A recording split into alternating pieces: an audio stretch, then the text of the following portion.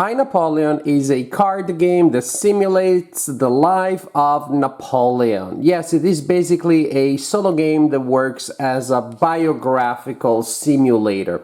It reminded me of the game Legion of Honor that I played a couple of years ago that also simulates the life of a person, that one being a soldier in Napoleon's army, and now we jump all the way to the top and we're gonna be the man himself. So you're gonna have a board that is used mainly to organize the cards in different areas, so you know where they are. So if you're looking at where's the Kingdom of Naples, so it's probably lower south of where France cards go, and then the Americas are off to the west or to the left, and so on and so forth. And so during the game you will place cards representing different things going on. Is there a bad harvest? Is there a certain political system in place in France?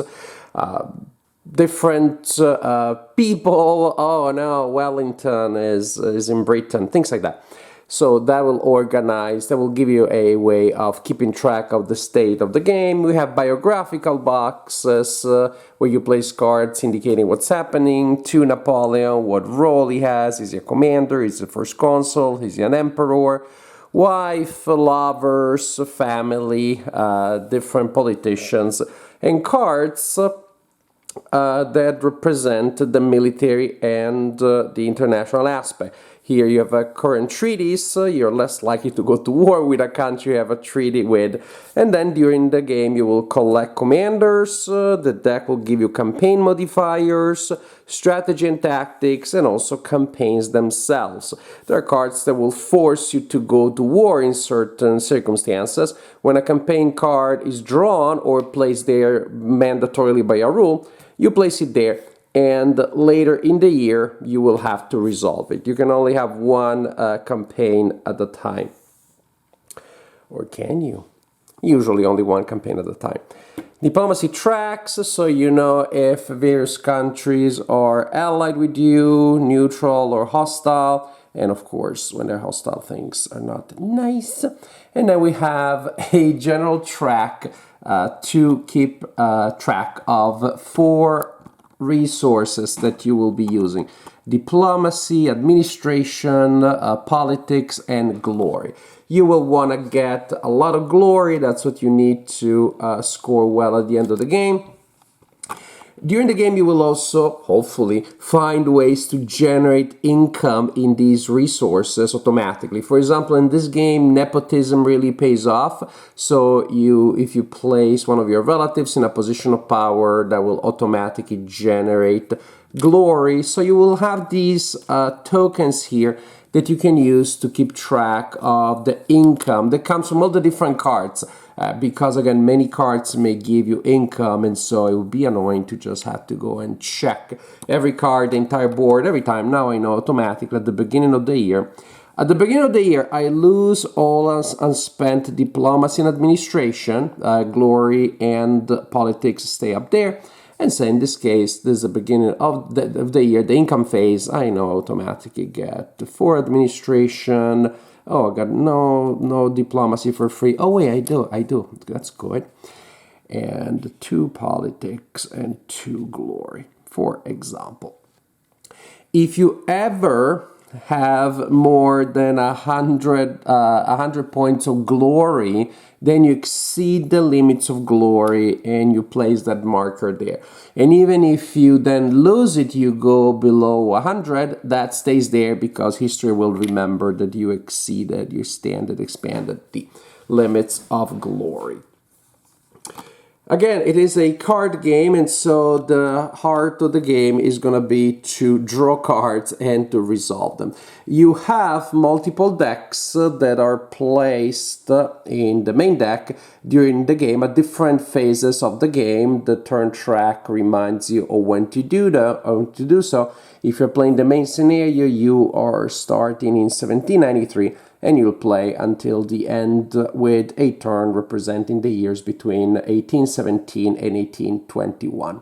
So at different times in the game, you will add or remove cards. And as you have probably seen, the deck with the Emperor phase is the tallest and bigger one, and the biggest one. Now, the cards are of two types, as indicated by their back. There are some cards that need to be placed on the board. They are never shuffled or drawn, and they do different things. And the back of the cards themselves tells you where to place them, and also if they go face up or face down. And so, for example, I start with the general face down. That's something I may become if I'm good. And other things, this one goes in strategy and tactics. These are good cards that will help you during the campaign. And this one also goes in strategy and tactics. So you place these in their box, and the other ones are shuffled. These the other cards have two indications here at the bottom. One is when the card enters place. For example, this one's during the command period, and when the card leaves. So, for example, this one will leave when a certain removed from the game, not just discarded, when that card is played, or when that period is triggered, or when it is actually played, which is not the same as placing it. Sometimes, again, you have a certain effect. When you play the effect, then the card is removed from the game. And so that's, again, the bottom of the card tells you when they enter and when they leave. As for the cards themselves, you may find the commanders. They're added to a section of the board, and they will help you, hopefully, during your military enterprises. Things like politics, then you simply do what it says. It tells you where to place it, and it tells you what to do. Again, I, Napoleon, personal stuff. Immediate effects, you simply do what it says. Oh, I might lose 3 glory, and then remove the card from play. You may get a wife, you may get a son, you may get a lover. You may have to go on an expedition. It's a small military enterprise, and you simply have to do it. And again, you'll have to do it. Roll dice and see what it does. Roll dice, apply modifiers, and see what happens. The campaign is a little more involved. For the time being, once you draw a campaign, you place it in the campaign section of the board. So the general mechanic is pretty simple, which is you will have your deck, which again you'll need to alter several times by adding and removing cards. At the beginning of a turn, you set up the year, you check that the cards in the deck correspond to which card should be there at that time in the game, and then the card action phase is the heart of the game. What you do, you draw a card and you resolve it, you place it where it needs to go. This one I must place it in campaign modifiers, and I do so. Then I keep track of how many cards I've drawn. I drew one, and now I'm going to draw the second. And this one I must place in campaign modifiers. That's usually not super good. I haven't read it yet, but. And this one I place in commanders. And this one I place in commanders. And this one I place in commanders. Yeah, I haven't shuffled these from the last time I played. Now, the first 5 cards, you just draw them and resolve them. As you can see, you don't always have choices. Sometimes you just do what it says, or you place on specific boxes. Starting from the 6th potential draw, you see there are ranges written under the card draw number. Starting from the 6th potential draw, you roll a d10. And if the number that you roll falls within that range, the card draw phase is over. If it's not, for example, this is a 1, I rolled a 6, so we're good. There's a command. Come on, let's look for something else. And, oh, immediate, no, maybe I should have stuck with the commander. Writing accident, so I do what it says. And now, to see if there is a 7th card draw, there wouldn't, and the phase would be over if I rolled a 1 or a 2, but I drew a 4. And so I do what that says. Expedition, oof. And so on and so forth. So you will have between 5 and 12 card draws each turn. After the card action phase is over, we go to the campaign resolution, where we use this math here, and we transfer here all the cards that apply. If there is a current campaign, we place it here because we got to resolve it. If we have command, or if we have modifiers, we place them here. If we have strategy and tactics, we place it in that box. I'm looking for some, and here I got one. If we have commanders in our commander box, if you actually want to use them, you gotta pay them, and it says so. You have to spend glory or administration usually. And suppose I decide to pay for these resources. Now I have I have these commanders here. Basically, recruiting them for the campaign is not the same as using them, and you will need to pay their cost regardless of whether you use them or not. After that, you roll a die and apply modifiers, and that's what the big idea is about resolving campaigns. You have modifiers, so from various things. I decide, for example, to use this commander here, so I place him in the use commanders. Now I have a +1 modifier. I have a +1 modifier here because it says so. Oh, but I also have a -1 because of this one, and another -1 only in the first round of combat. But I also have a +1 here, so all is said and done, I should be a +1. Once you take into account all the modifiers, you roll the die, and then you will check. You will check and see what happens. Maybe you have a defeat or a bloody defeat, a bloody victory or a victory, a stalemate, then you need to roll again. Bloody defeats and bloody victories, they still count as victories or defeats for the purpose of the game, and the card will simply tell you what are the effects of victory or defeat. However, if the defeat or victory was bloody, you also take this marker here and you place it next to the domestic politics. Why so? Because after we resolve the campaign, we go to the diplomatic phase. You don't have to do it at the beginning of the game, only when you're first consul or emperor. And the same for the domestic politics. So actually at the beginning of the game, I didn't even read the rules for these. I started playing and I read them as when they were triggered. So actually that's a way of starting playing the game faster. Diplomatic phase is when we can spend diplomatic points, and we roll a die, and all that happens is that our relationship with these countries may worsen, never get better. And we spend diplomatic points in this phase to get modifiers on this die roll, but that's simply what it means. During the diplomatic phase, the situations stay the same, or they get worse. The marker goes down one step towards hostile. And it goes up through card play. And after the diplomatic phase, we have the domestic politics. Here we go, in which, it's basically a constant drain of glory. Napoleon was better in the battlefield than in politics. So we are going to roll a die, apply all possible modifiers, and the bloody result marker is one of the modifiers. And that's the idea. Once we have our modified result, it drains it is likely to drain some glory. And we're done with that phase. Oh yeah, you also have Napoleon's luck, which you can spend once per turn to reroll dice.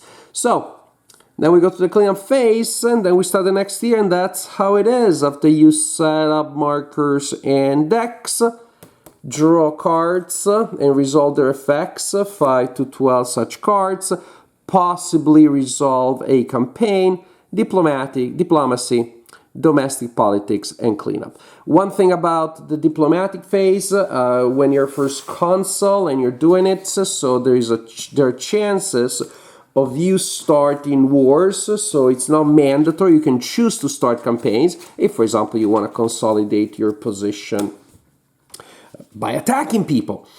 Later in the game, during the Emperor, now which campaigns are triggered and therefore placed on the board and resolve the following turn, now it's mandatory, it's not optional for you anymore, and you will consult this table here, because depending on what is the situation, then different campaigns will be triggered. That means that during the emperor phase, you're gonna have cards that are placed on the board, and such cards will be potential treaty, that will represent the outcome of wars, and potential campaigns. So you will have the stack of cards face up next to the board, the potential campaigns, and they will be activated again by this table depending on the circumstances. And when a potential campaign is triggered, you place in the campaign slot and you resolve it the following year. This is how you play I, Napoleon. Turn after turn, draw cards, often resolve campaigns.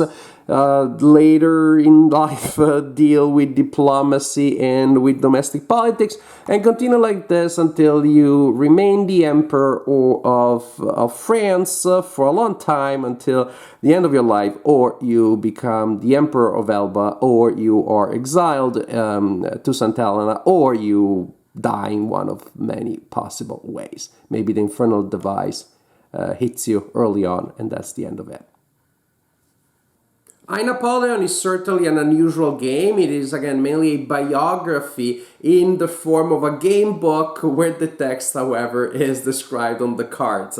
But it will probably follow historical lines to a large extent. There are going to be some things that will happen early in life. You can become emperor before becoming first consul, and so on and so forth. And so there's going to be variety within the experience, but largely you will see the same events, the same people every time. You won't be able to experiment as vastly as, say, with a traditional war game, in which you can decide to attack on this side, on that flank, delay, try different things. You will follow the life of the great man and roll dice and place cards in different locations. And again, the incentives are such that you're gonna do nepotism every time, because you get a lot of glory, and you lose glory if you don't place your relatives in high places, for example. And so just to give you an example, so I played the full campaign. I played, a little bit here, a little bit there. Overall, I think it took me between 4 and 5 hours, I believe. And also, again, gameplay is pretty repetitive, so simply I felt the need to take breaks here and there. It wasn't just because of schedule. And, it pretty much was the life of Napoleon as I knew it from previous sources. I would say the biggest differences, I could not divorce Josephine, and so I did not marry Marie Louise. I was able to keep peace with Spain most of the time until the very end. I went to Russia only in 1813, and then I was beaten back, and the retreat took place in 1814, and then in 1815 I was stuck in an unwinnable, ginormous war with everybody, and I became the Emperor of Elba. And that's where you have a choice, and pretty much I said, okay, that's it. I counted that as the end of the game. I scored there, and I pretty much says like, oh, you did like Napoleon did in real life. I was like, yeah, I know.